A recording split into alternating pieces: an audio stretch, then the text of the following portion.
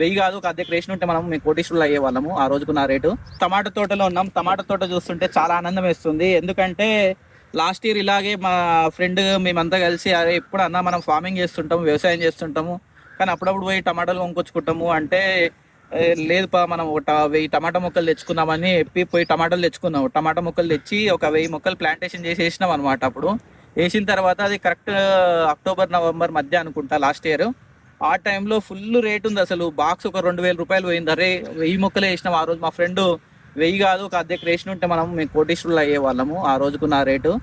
ఈ తోట ఇప్పుడు చూస్తున్నాం కదా మా ఫామ్ లో, అప్పుడు తోట ఇప్పుడు సేమ్ గుర్తుకొచ్చింది. ఆ రోజు 2000 బాక్స్ ఉన్నప్పుడు ఇప్పుడు అందరికి వంచిన తర్వాత కూడా మాకు 5 నుంచి 6 బాక్సులు వచ్చేది.